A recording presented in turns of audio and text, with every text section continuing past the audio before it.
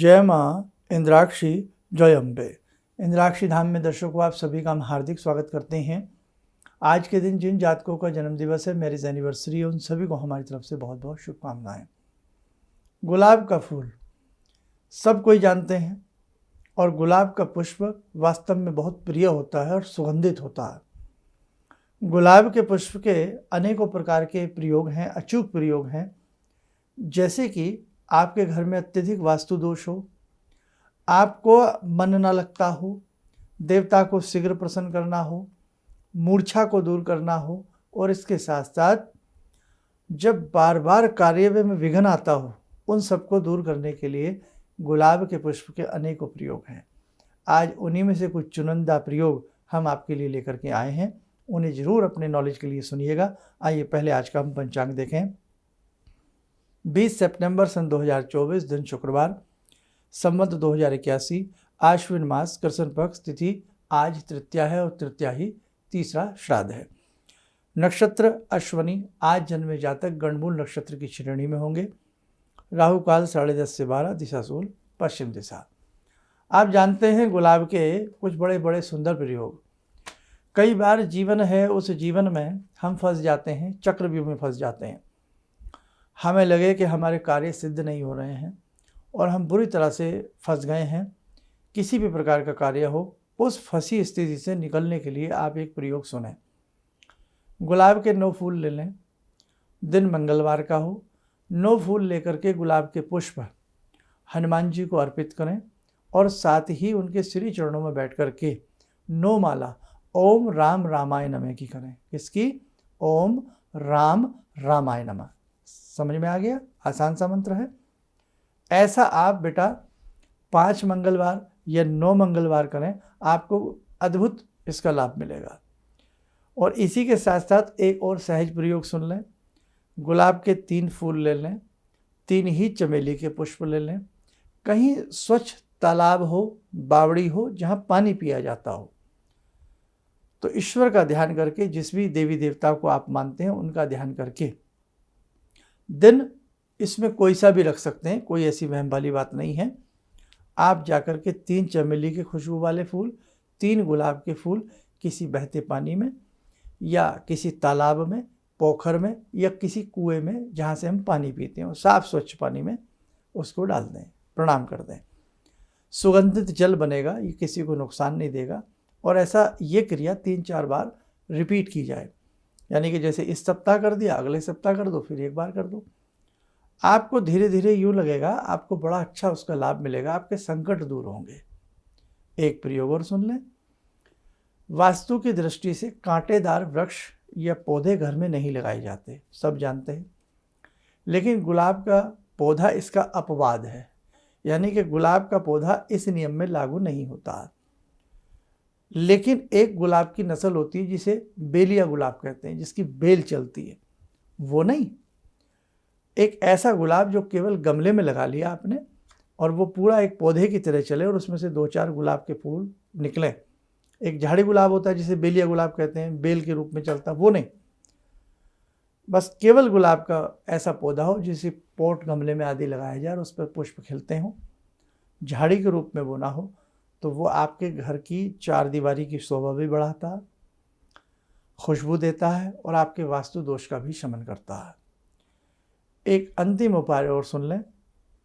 कोई व्यक्ति बिल्कुल बीमार हो गया हो, मरणासन वाली स्थिति बन जाए, या बड़ा अजीब सा व्यक्ति वो हो गया हो, घबराहट परिवार में पैदा हो गई हो, अब क्या करें, कैसे इस व्यक्ति को सुरक्षित करें, इसके स्वास्थ्य के लिए क्या करें, दवाई भी चल रही है, उपचार चल रहा है, औषधि चल रही है, उसी के साथ साथ बेटा ये एक धार्मिक उपाय भी कर लेना है ना, तो आपको लाभ मिलेगा।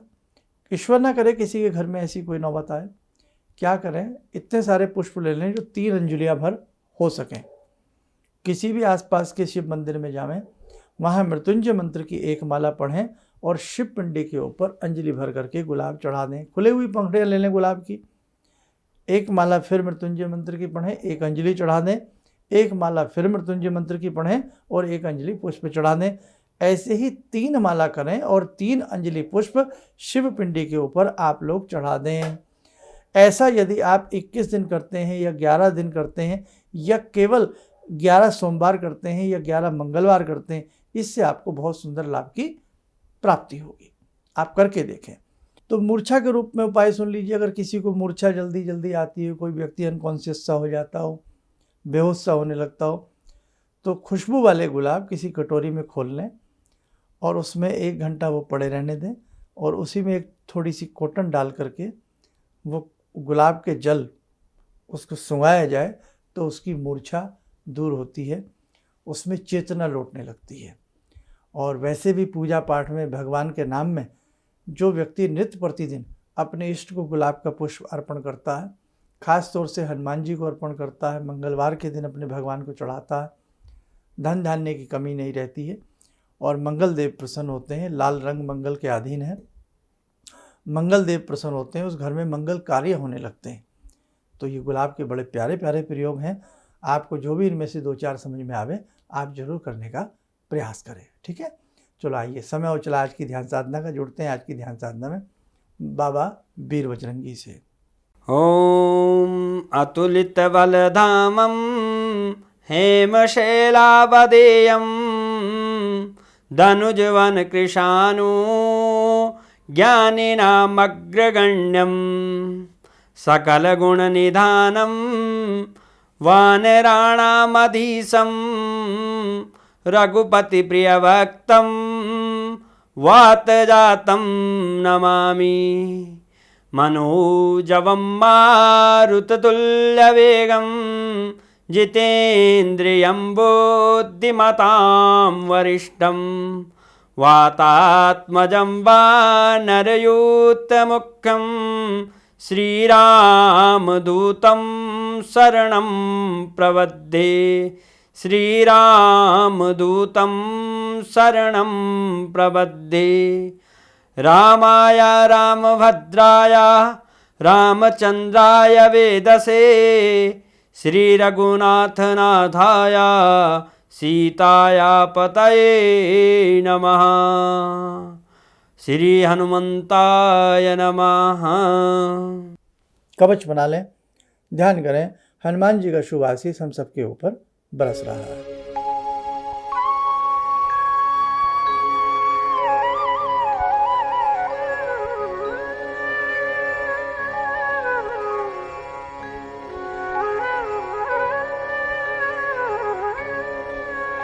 ओम बोलते हुए नेत्र खोलें, सामान्य हो जाए।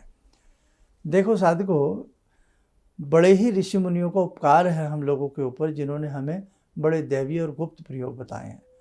फूलों के क्या, मंत्रों के क्या, भोजपत्र के क्या, नाना भांति के प्रयोग हैं। आप यूं ही हमारा कार्यक्रम देखते रहिए, बहुत सारी चीज़ें आपको पता लगती रहेंगी।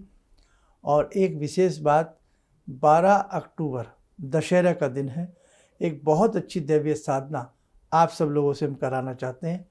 ये साधना आपके कष्टों का निवारण करेगी। इस साधना से जुड़ना ना भूलें। सबके लिए निःशुल्क है, कितने भी व्यक्ति इस साधना से जुड़ सकते हैं।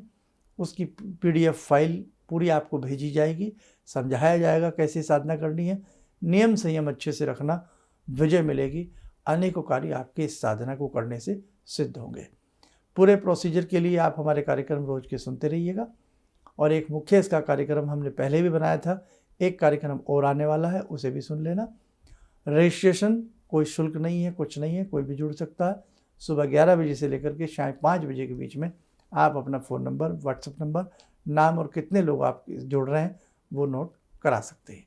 चलिए, आप सब लोग स्वस्थ रहें, सुखी रहें। इन्हीं शुभकामनाओं के साथ हम अपनी वाणी को विराम देते हैं। जय जय अम्बे। जितने भी आध्यात्मिक शिविर गुरुजी कर रहे हैं, ये सबके जन कल्याण हेतु कर रहे हैं और इससे सभी को फायदा हो रहा है।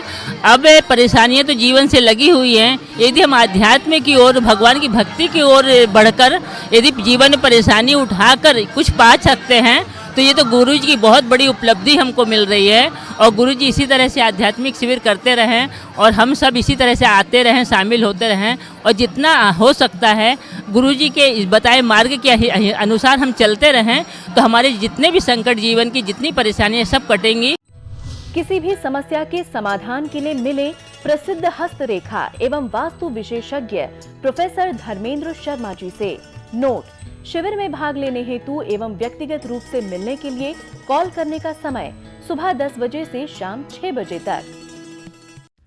हमारे विभिन्न ज्ञानवर्धक कार्यक्रम देखने के लिए आप हमें अभी सब्सक्राइब करें, बेल आइकन को प्रेस करें ताकि आप देख सकें हमारा कार्यक्रम सबसे पहले।